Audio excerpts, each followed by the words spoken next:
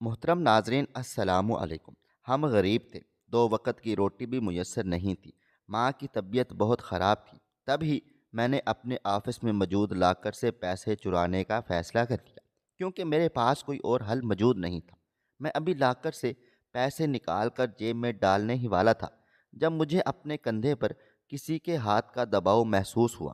میں نے مڑ کر دیکھا تو سامنے موجود شخص کو دیکھ کر میرے رونگٹے کھڑے ہو گئے تھے اور پیسے ہاتھ سے چھوٹ کر نیچے گر گئے۔ میں فنانس ڈپارٹمنٹ کا ہیڈ تھا۔ میں نے اپنا سارا کام پوری ایمانداری اور مخلص ہو کر کیا تھا۔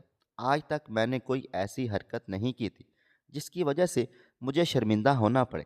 آفس میں میری بہت عزت تھی، کیونکہ میرے باس کی نظر میں میری بہت اہمیت تھی، اور اس اہمیت سے سارے آفس والے اچھے سے واقف تھے۔ آج میں نے جو کام کرنے جا رہا تھا اس کا مجھے حد سے زیادہ افسوس تھا، لیکن میں کچھ بھی نہیں کر سکتا تھا۔ میرے پاس یہی آخری حل تھا۔ میں اپنے کیبن میں بیٹھا مختلف سوچوں میں غرق تھا، جب موبائل فون پر آنے والی کال نے میری پریشانی میں مزید اضافہ کر دیا اور ماتھے پر بال پڑنے لگے۔ لیکن میں ایسا نہیں کر سکتا تھا کہ وہ کال نہ اٹھاؤں، اس لیے مجبوری میں نے کال اٹھائی، اور پھر سامنے جو خبر مجھے سننے کو ملی اس نے مجھے اور زیادہ بے چین کر دیا، اور میں نے سوچ لیا کہ میں جس کام کو کرنے میں ہچکچاہٹ محسوس کر رہا تھا اس کے علاوہ میرے پاس کوئی اور حل نہیں ہے۔ کال پر میری بہن تھی۔ وہ مجھے بتا رہی تھی کہ امی کی حالت بہت زیادہ خراب ہے۔ ڈاکٹرز نے ارجنٹ سرجری کا کہا ہے۔ اگر سرجری نہ ہوئی تو ان کی موت واقع ہو جائے گی، اور پھر ساری زندگی کے لیے ہم دونوں پچھتاتے ہی رہ جائیں گے۔ میری بہن بھی اپنے آفس سے لون لے چکی تھی، لیکن پھر بھی پیسے پورے نہیں ہو رہے تھے۔ میں نے بہت سی جگہوں سے لون لیا تھا، لیکن وہ زیادہ لون نہیں دے سکتے تھے، کیونکہ پہلے بھی میں ابا جان کی بیماری کے لیے لون لے چکا تھا اور ابھی تک واپس نہیں لوٹایا تھا۔ انہوں نے جو لون دیا تھا وہ کافی نہیں تھا۔ بہن کی کال آنے کے بعد میرے ہاتھ پاؤں کانپ رہے تھے۔ میں سوچ بھی نہیں سکتا تھا کہ میں کبھی اتنی غیر اخلاقی حرکت کروں گا۔ مجھے کچھ بھی سمجھ میں نہیں آ رہا تھا۔ دل کی گھبراہٹ میں اضافہ ہو چکا تھا۔ دماغ تو جیسے سوچنے سمجھنے کی صلاحیت کھو چکا تھا۔ میں ہر چیز سے بے نیاز اپنی کرسی پر بیٹھا تھا جب میرا کولیگ حسن میرے پاس آیا۔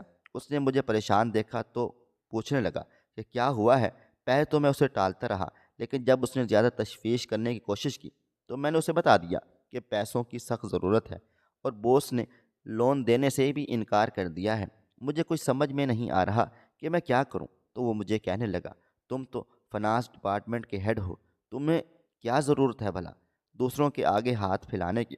تو اکاؤنٹ میں سے پیسے نکلوا لو اور پھر بعد میں انہیں لٹا دینا، اور آفس میں بھی تو کچھ کیش پڑا ہوا ہے جو تمہاری نگرانی میں ہے، یا تو وہاں سے اٹھا لو اور جلد ہی واپس رکھ دینا۔ اس کا آئیڈیا مجھے اچھا لگا تھا، اس لیے میں سوچنے لگا کہ میں ایسا کس طرح کر سکتا ہوں، لیکن میں نے اس کے منہ پر ظاہر نہیں ہونے دیا اور اسے کہنے لگا کہ نہیں نہیں، میں یہ نہیں کر سکتا ہوں۔ میں مجھ پر بوس بہت زیادہ اعتماد کرتے ہیں، ان کا یقین اور مان نہیں توڑ سکتا۔ تم نے مجھے ایسا مشورہ کیسے دیا ہے؟ میں اس پر غصہ ہونے لگا تو مجھ سے معذرت کرتا ہوا میرے کیبن سے ہی نکل گیا تھا۔ میں نے چیئر پر اپنے وجود کو ٹکا کر آنکھیں موند ڈالی اور اس تجویز کے بارے میں سوچنے لگا۔ میں لاکر کی طرف چلا گیا جہاں پر کیش پڑا رہتا تھا۔ وہ کوئی بلیک منی نہیں تھی، بلکہ ہمارے آفس کی ضروریات پوری کرنے کے لیے وہاں اکثر رقم موجود رہا کرتی تھی۔ یہ کمپنی بہت پرانی تھی۔ یہاں پر بینک میں پیسے جمع کرنے کا رواج نہ تھا۔ کمپنی کے فنانس ڈپارٹمنٹ میں ایک ہی لاکر تھا جہاں پر کیش پڑا رہتا تھا، اور وہاں قابل اعتماد اور قابل بھروسہ لوگوں کو ہی تعینات کیا جاتا تھا۔ ہمارے باس نے ابھی تک یہ روایت قائم کی ہوئی تھی کہ بینک سسٹم سے سیلری پے کرنے کے علاوہ بھی وہ اپنے پاس کیش بھی رکھا کرتے تھے۔ ہمارے باس اصغر علی مجھ پر بے حد اعتبار کیا کرتے تھے۔ ان سے جاب ملنے کی بھی ایک الگ ہی کہانی تھی۔ دراصل میرے والد محترم جہاں پر ڈرائیونگ کی جاب کیا کرتے تھے، اصغر علی ان کے ماموزاد تھے۔ میں نے ایم فل کر رکھا تھا، لیکن مجھے کہیں بھی جاب نہیں مل رہی تھی۔ ہمارے گھر فاقوں کی نوبت آ گئی تھی۔ ابا میاں بیمار رہنے لگ گئے تھے، اس لیے جنید صاحب نے انہیں جاب سے نکال دیا تھا، کیونکہ وہ اکثر ایکسیڈنٹ کرنے لگے تھے۔ چھوٹے چھوٹے ایکسیڈنٹ سے ان کی کار کا بہت زیادہ نقصان ہوتا تھا، اس لیے انہوں نے میرے باپ کو تو نوکری سے نکال دیا۔ انہوں نے مجھے بھی آفر کی کہ میں اپنے باپ کی طرح جاب کروں، وہ بھی ڈرائیور کی، لیکن میں اسے اپنے معیار کی نوکری نہیں سمجھتا تھا، اس لیے میں انٹرویو دینے ہی نہیں گیا۔ ابا جان کی طبیعت دن بدن بگڑتی ہی چلی جا رہی تھی۔ سمجھ میں نہیں آتا تھا کہ ان کو ایسی کون سی بیماری ہے جس کی وجہ سے وہ دن بدن کمزور ہوتے چلے جا رہے تھے۔ ان کو شاید کوئی دماغی مرض تھا جس کے چلتے ہوئے ان کی یادداشت تک کمزور ہونے لگی تھی۔ اکثر وہ ہم سب کو پہچاننے سے بھی انکار کر دیتے تھے۔ ان کا علاج بھی ضروری تھا، ورنہ ممکن تھا کہ وہ پاگل ہو جاتے۔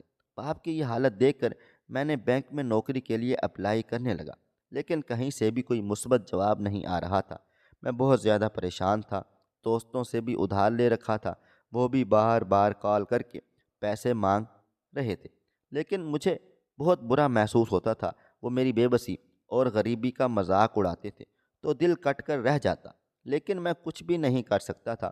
وہ میری حقیقت بیان کرتے اور مجھے برا لگ جاتا اور میرا منہ بن جایا کرتا تھا۔ ابا جان کی طبیعت بھی بہت زیادہ خراب رہنے لگی تھی۔ مجھے بہت افسوس ہوتا، اس لیے ان کے کہنے پر میں جنید صاحب کے گھر آ گیا تاکہ وہ مجھے نوکری پر رکھ لیں۔ جب میں ان کے گھر انٹرویو دینے آیا تو تب وہاں اصغر علی صاحب بھی موجود تھے۔ جنید صاحب کہنے لگے، اب تو میں نے نیا ڈرائیور رکھ لیا ہے، یہ میرے کزن ہیں اصغر صاحب، تم ان سے ملو، شاید ان کے ہاں تمہیں کوئی نوکری مل جائے۔ میں ان کی طرف التجائیہ نظروں سے دیکھنے لگا تو وہ کہنے لگے، کل آفس آ جانا، اگر انٹرویو اچھا رہا تو لازمی تمہیں نوکری پر رکھ لوں گا۔ یہ جان کر مجھے بے حد خوشی ہوئی۔ میں خوشی سے جھوم اٹھا تھا اور آگے بڑھ کر ان کے ہاتھ کا بوسہ لے ڈالا۔ میری اس حرکت پر وہ مسکرا کر رہ گئے تھے۔ میں اپنی جلد بازی پر تھوڑا سا نادم تھا، لیکن فوراً سنبھلتے ہوئے میں نے ان سے ان کا کانٹیکٹ نمبر لیا اور پھر گھر کو روانہ ہو گیا۔ گھر آ کر میں نے اپنے باپ کو ساری حقیقت بتائی تو وہ بھی بہت زیادہ خوش ہوئے اور مجھے امانت اور دیانت کا درس دینے لگ گئے تھے۔ میں نے ان کی ساری باتیں غور سے سنی اور پھر ان پر عمل کرنے کی ٹھان لی، لیکن مجھے نہیں پتہ تھا کہ جلد ہی اب میں ان کے اصولوں کے خلاف ایسے عمل کروں گا کہ وہ مجھ سے ناراض ہو کر اس دنیا سے ہی منہ موڑ لیں گے۔ اگلے دن جب میں اصغر صاحب کے پاس گیا تو انہوں نے مجھے پہلے تو ڈرائیور کی جاب دی۔ جب انہیں مجھ پر پورا بھروسہ ہو گیا تو انہوں نے مجھے اپنے آفس میں رکھ لیا تھا۔ دھیرے دھیرے میں ان کے خاص لوگوں میں شامل ہونے لگا تھا۔ میں ان کی بات پوری توجہ سے سنتا اور اس پر عمل کرنے کی کوشش کرتا۔ ایک دو بار انہوں نے مجھے اچھے سے آزمایا تھا۔ انہوں نے آزمانے کے لیے مجھے ایک انگوٹھی دی جو سونے کی تھی اور انہوں نے مجھے بتایا کہ یہ پیتل کی ہے، لیکن جب میں نے پہنا تو مجھے وہ سونا لگا تھا۔ میں نے سونار سے جا کر چیک کروایا تو معلوم ہوا کہ وہ سونا ہی تھا۔ اگلے دن میں واپس لوٹا اور اصغر صاحب کو وہ انگوٹھی لٹا دی۔ وہ کہنے لگے، واپس کیوں کر دی؟ کیا تمہیں پسند نہیں آئی؟ میں انہیں بتانے لگا، یہ سونے کی ہے اور میں اتنے مہنگے گفٹ نہ رکھ سکتا ہوں اور نہ ہی دے سکتا ہوں، اس لیے آپ واپس لے لیجیے۔ میری اتنی اوقات نہیں ہے کہ وہ میری اس وفاداری پر بہت زیادہ خوش ہوئے۔ پھر انعام میں مجھے وہ انگوٹھی دے ڈالی تھی۔ میں انہیں منع کرتا رہا، لیکن وہ اس بات پر باضد تھے کہ میں اسے ہی رکھ لوں۔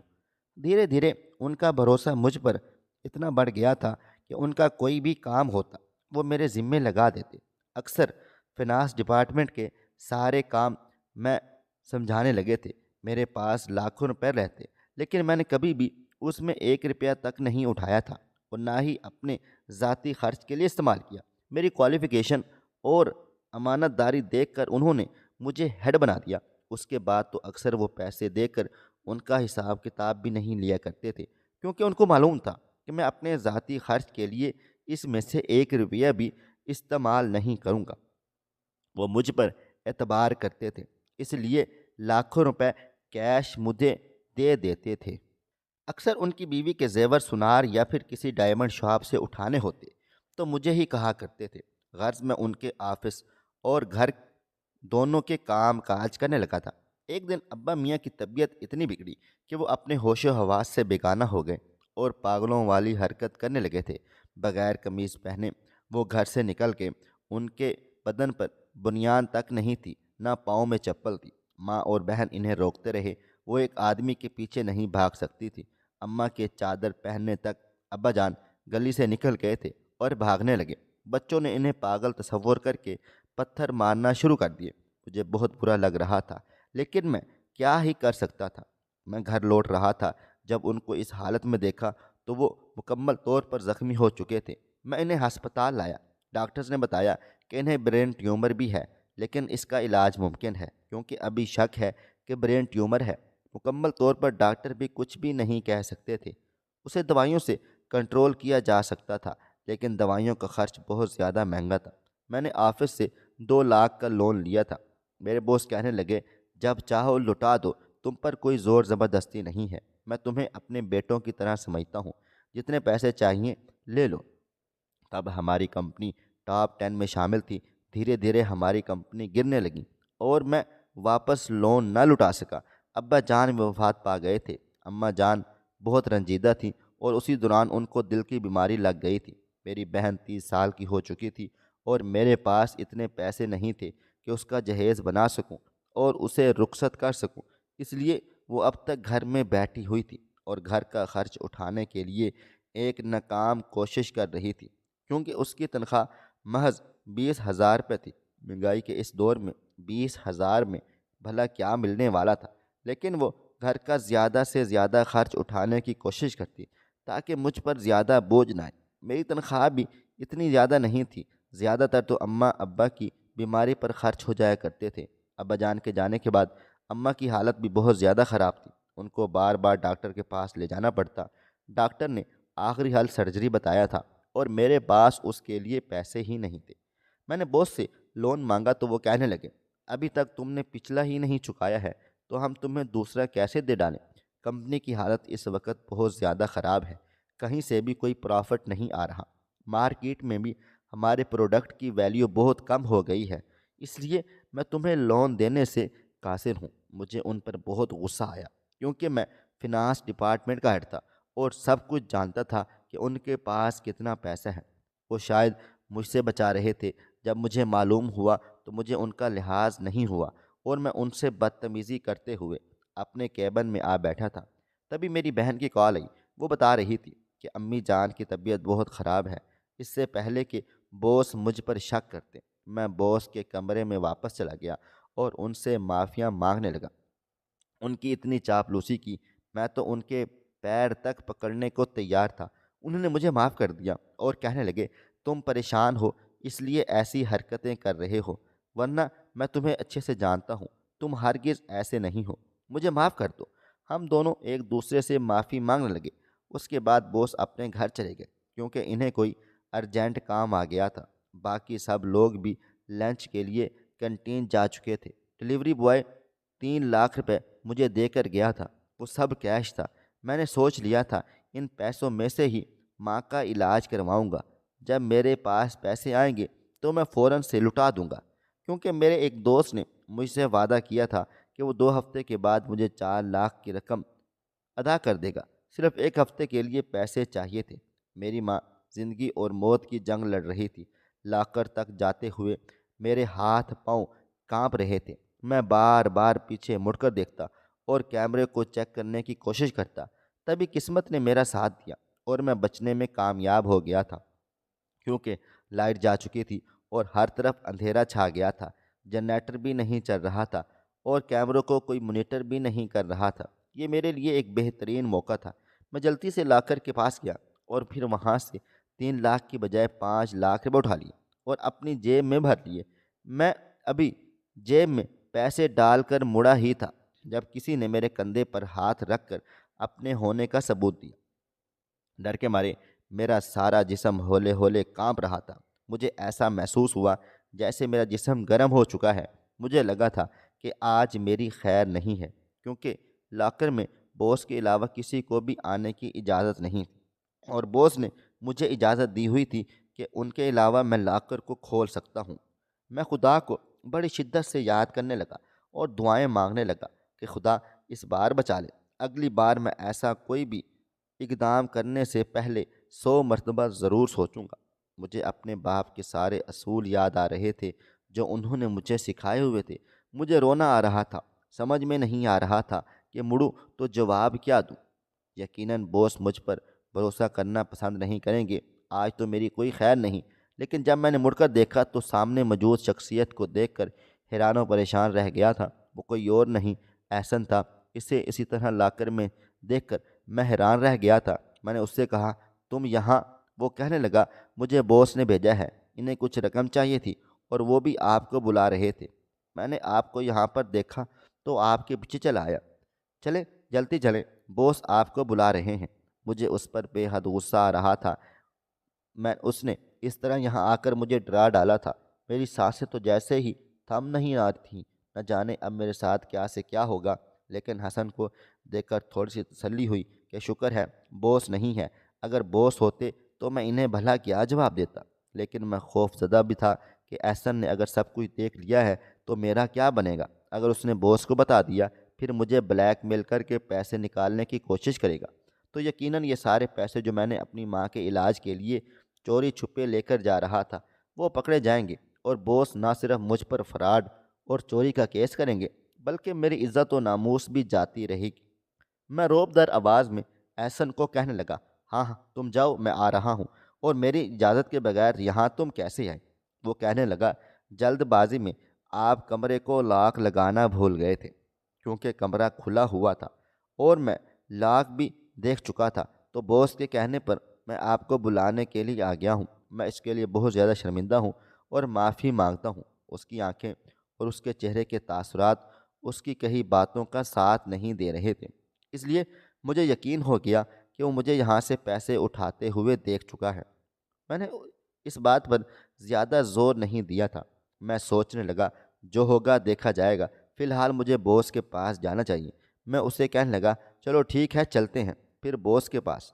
وہ بھی میرے پیچھے پیچھے آنے لگا۔ میں نے اچھے سے لاکر کو بند کیا اور ہیڈ ہونے کے ناطے میں نے پاس ورڈ بھی چینج کر دیا تھا۔ ہم دونوں باس کے آفس میں داخل ہوئے تو ان کے ہاتھ میں کچھ کیش تھا۔ وہ کہنے لگے، احسن جو تمہیں کیش لانے کو کہا تھا کیا تم وہ لائے ہو؟ میں نے کہا، کون سا کیش؟ احسن نے کہا، مجھے تو کوئی کیش نہیں دیا۔ ابھی میں کہنے ہی والا تھا جب میرے ذہن میں ایک خیال آیا، جو 3 لاکھ میں لایا ہوں وہ احسن کا نام لگا کر باس کو دے دوں۔ تب میں نے کہا، ہاں ہاں ہاں میں لایا ہوں، اور میں نے وہ پیسے نکال کر ٹیبل پر رکھ دیے۔ وہ کہنے لگے، مجھے تمہاری ایمانداری پر پورا بھروسہ تھا، تم کبھی بھی چوری نہیں کر سکتے ہو یا میرے خلاف نہیں جا سکتے ہو۔ تمہیں کوئی بھی ادھار دینے کو تیار نہیں تھا، اس لیے میں نے فیصلہ کیا ہے کہ میں تمہیں اور لون دے دیتا ہوں، تم مجھے جلد ہی واپس کر دینا، پھر دھیرے دھیرے سے یہ تمہاری تنخواہ سے کٹتا رہے گا۔ کیا تمہیں یہ منظور ہے؟ میرے چہرے پر ایک الگ ہی خوشی چمک رہی تھی۔ میں نے اس بات میں سر ہلا دیا اور دوبارہ سے وہ سارے پیسے جیب میں ٹھوسنے لگا۔ تبھی باس کہنے لگے، ذرا ادھر آؤ، مجھے تمہیں کچھ دکھانا ہے۔ ان کے سامنے ہی ایک لیپ ٹاپ پڑا ہوا تھا۔ میں پورے اطمینان اور کانفیڈنس کے ساتھ ان کی طرف بڑھا اور ان کی کرسی کے پیچھے جا کر کھڑا ہو گیا تھا۔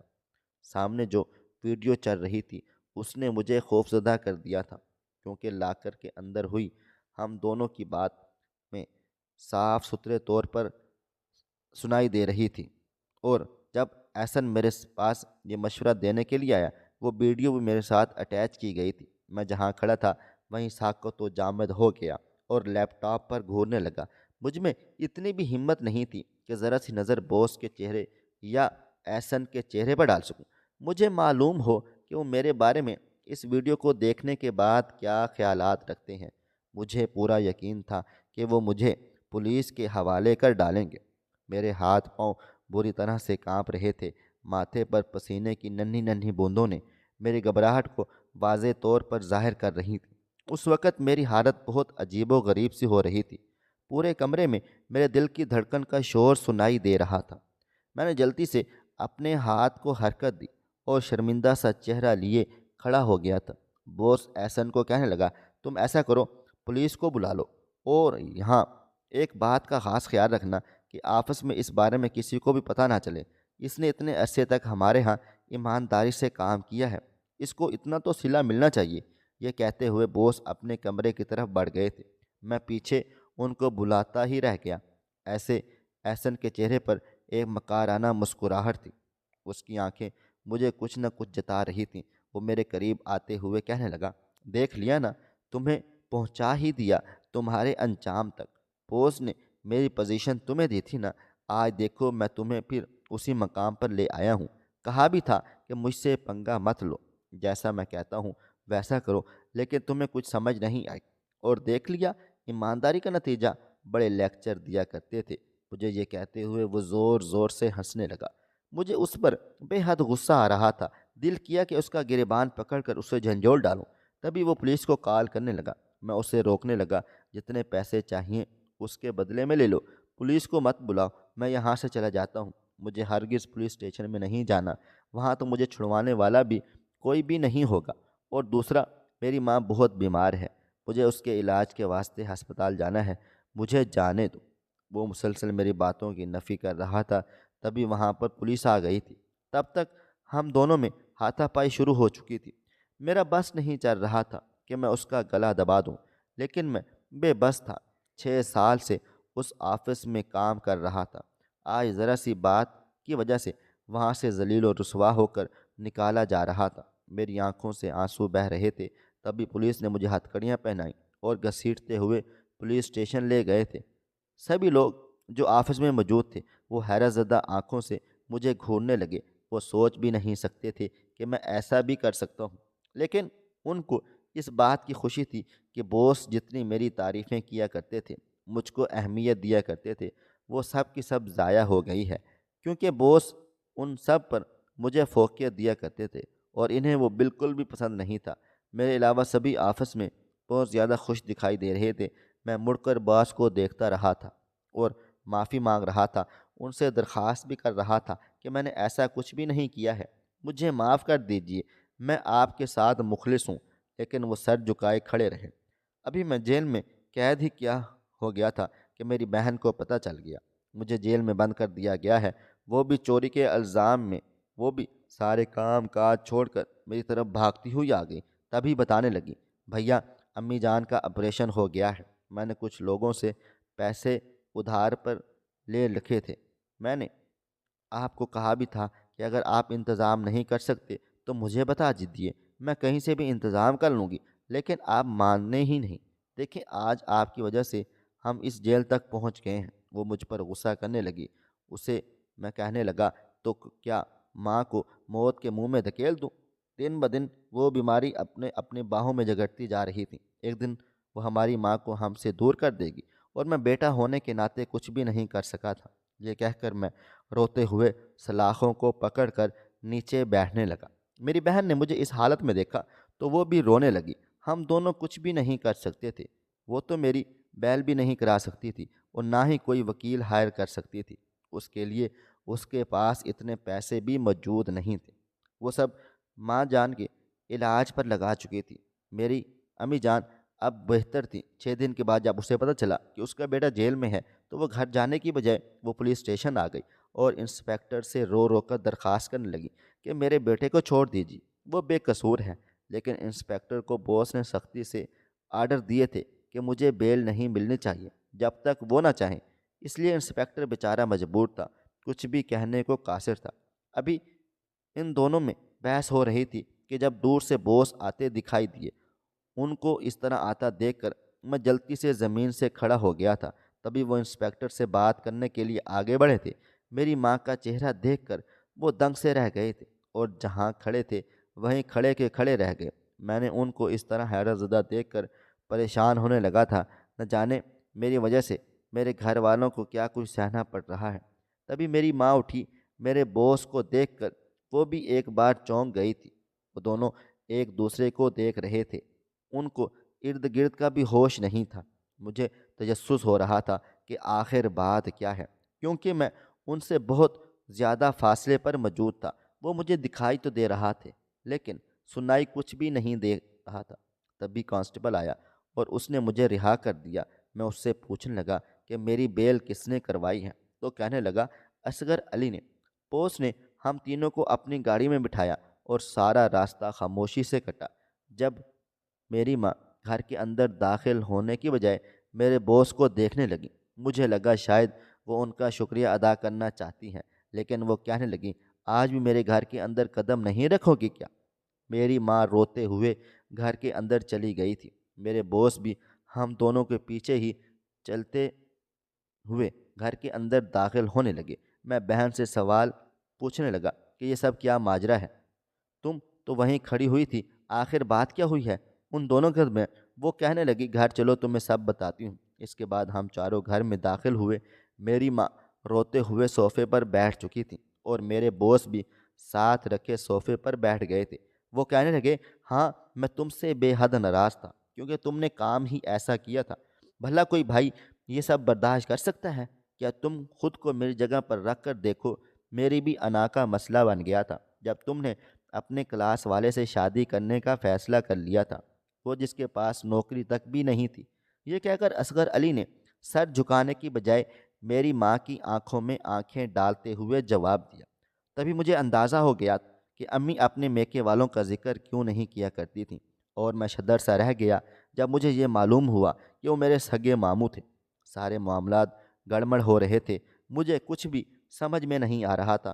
مجھے اور زیادہ غصہ آنے لگا۔ میں ان سے پوچھنے لگا کہ یہ سب کچھ ہو کیا رہا ہے؟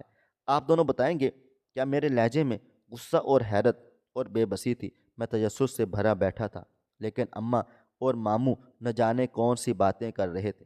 یہ جان کر مجھے بے حد خوشی ہوئی کہ اصغر علی میرا سگا ماموں ہے۔ تبھی اصغر علی کہنے لگے مجھے احسن کی حقیقت پتہ چل چکی تھی، ہمارے آفس میں فراڈ کرنے والا بھی وہی تھا اور چوری کا پلان بنا کر تمہیں پھنسانے والا بھی وہی تھا۔ وہ تمہیں میری نظروں میں گرانا چاہتا تھا کیونکہ میں نے اس کی پوزیشن تمہیں دے ڈالی تھی۔ اسی کے بدلے میں اس نے یہ سب کچھ کیا تھا، لیکن بچ نہیں سکا اور پکڑا گیا۔ تم پر الزام لگوا کر میں نے اس کے خلاف سارے ثبوت اور گواہ اکٹھے کر لیے، اور پھر وہ بچ نہیں سکا اور اسے بھی 10 سال کی قید ہو چکی ہے۔ یہ سن کر مجھے بہت زیادہ دکھ ہوا کیونکہ اس کے تو بہت چھوٹے چھوٹے بچے تھے۔ اصغر صاحب کو ایسا نہیں کرنا چاہیے تھا، میں سوچنے لگا۔ تبھی اصغر علی مزید گویا ہوئے۔ وہ کہنے لگے کہ تم لوگوں کی ماں سکینہ بیگم کوئی اور نہیں، میری سگی بہن ہے۔ جب اس نے اپنے کلاس فیلو سے شادی کرنے کا فیصلہ کیا، تبھی میں نے اس کو گھر سے نکال دیا تھا، کیونکہ میں اپنی عزت پر ذرا بھی حرف برداشت نہیں کر سکتا تھا۔ سارے خاندان والوں نے مجھے بہت روکا کہ اپنی بہن کو آگے پڑھنے یونیورسٹی نہ بھیجو، لیکن میں اس بات پر بضد ہو گیا تھا کہ میں اپنی بہن کو پڑھاؤں گا، لکھاؤں گا اور ایک دن وہ بڑی افسر بنے گی۔ مگر میری بہن شادی والے دن گھر سے بھاگ گئی۔ میں اپنی بہن سے بہت زیادہ محبت کرتا تھا اور مجھے اس کی بہت یاد آتی تھی، تو میں نے اس کو ڈھونڈنے کی تلاش کرنے کی کوشش جاری رکھی۔ اس کی شادی کے تقریباً 15 سال بعد جب اس کا شوہر نہ صرف ہمارے گھر ملازمت کے حصول کے لیے انٹرویو دینے آیا، جو اس کی بیوی کے شناختی کارڈ کی فوٹو کاپی لگی تھی، میں دیکھ کر حیران رہ گیا۔ وہ کوئی اور نہیں، میری اپنی سگی اکلوتی بہن سکینہ تھی۔ تب مجھے معلوم ہوا یہ لوگ کس طرح کی زندگی گزار رہے ہیں۔ ان کے حالات بہت زیادہ خراب تھے، ڈاؤن تھے۔ ان کے حالات کو دھیرے دھیرے سدھارنے کے لیے میں نے کچھ کوششیں کی اور وہ کوششیں برلائیں تھیں۔ نہ صرف اپنا گھر وہ خریدنے میں کامیاب ہو گیا، ایک دن مجھے بے حد خوشی ہوئی۔ خاندان بھر میں اس کا نام لینا گناہ سمجھا جانے لگا تھا۔ اس معاملے میں میں کچھ بھی نہیں کر سکتا تھا، اس لیے چپ رہا، لیکن بہن کے شوہر کی مدد کرنے کی ہر ممکن کوشش کی، اور وہ جنید کے گھر نوکری کیا کرتا تھا اور کبھی میرے ہاں جس ڈرائیور کی ضرورت ہوتی اس کے گھر کے یہ فرائض سر انجام دیتا، کیونکہ جنید کا گھر تو پاس میں ہی تھا۔ پھر مجھے معلوم ہوا تم وہ شخص ہو جو میری اکلوتی بہن کے بیٹے ہو، اور تمہیں ابھی تک کوئی جواب نہیں ملی ہے۔ تبھی میں نے کسی طرح جنید کے سامنے بہانہ بنا کر تمہیں نوکری پر رکھ لیا، اور تمہیں میں نے کئی بار آزمایا۔ ہر بار تم میری آزمائش پر پورا اترے تھے، لیکن اس بار تم میری آزمائش میں مکمل طور پر فیل ہو گئے تھے۔ مجھے اس بات کا کوئی افسوس نہیں۔ جب مجھے معلوم ہوا کہ میری بہن اتنی تکلیف میں ہے تو میں نے بھانجی کے اکاؤنٹ میں پیسے بھجوا دیے۔ وہ مجھ سے انجان تھی، اسے تو جیل میں جا کر پتہ چلا تھا۔ اب میں اس کاروبار میں تم لوگوں کا بھی حصہ ہے۔ تم جب چاہو میں تمہیں تمہارا پیسہ یا کاروبار سونپ دوں، جیسا تم لوگوں کا دل چاہے۔ یہ کہہ کر وہ نظریں جھکا گئے تھے۔ یہ کہانی سننے کے بعد میں نے اماں کی طرف دیکھا تو انہوں نے بھی نظریں جھکا لی، یعنی ماموں جان صحیح کہہ رہے تھے۔ میں کیا ہی کر سکتا تھا، اس لیے میں نے بھی خاموشی اختیار کر لی تھی۔ تبھی میری امی جان کہنے لگی ہمیں کچھ بھی نہیں چاہیے، بس حاشر کی نوکری ختم مت کیجیے۔ ماموں کہنے لگے، تمہیں تو کچھ لینا پڑے گا، بلکہ آج میں تم سے کوئی چیز مانگنے آیا تھا، اگر تم خوشی خوشی دے سکو تو میں تمہارا احسان مند رہوں گا۔ یہ کہہ کر انہوں نے نظریں جھکا لی تھیں، وہ بہت رنجیدہ دکھائی دے رہے تھے۔ میری ماں کہنے لگی، تم نے مجھ پر جو وہ احسانات کیے تھے ان کا بدلہ میں اپنی زندگی میں ہی چکانا چاہتی ہوں، مانگو جو مانگنا ہے۔ اس بات پر میری ماں کا لہجہ ذرا سا سخت ہو گیا تھا، نہ جانے وہ کیا سمجھ رہی تھی۔ مجھے خود بھی ان کے بارے میں کچھ بھی معلوم نہیں تھا، خواہش صرف اتنی ہے کہ کچھ الفاظ لکھوں جس سے کوئی گمراہی کے راستے پہ جاتے جاتے رک جائے، اور نام بھی رکے تو سوچ میں ضرور پڑ جائے۔ پیارے دوستوں، امید کرتا ہوں کہ آپ کو یہ ہماری کہانی پسند آئی ہوگی۔ کہانی پسند آئی ہو تو ویڈیو کو لائک کریں، کومنٹس کریں، شیئر کرنا بالکل بھی نہ بھولیں۔ اور ہاں، اگر آپ لوگ اس چینل پر نئے ہیں تو اس چینل کو سبسکرائب ضرور کر لیں اور نوٹیفیکیشن کو ضرور دبا دیں، تاکہ آنے والی کہانی سب سے پہلے آپ کو مل سکے۔ ملتے ہیں کل ایک نئی اور دلچسپ کہانی کے ساتھ۔ اللہ حافظ۔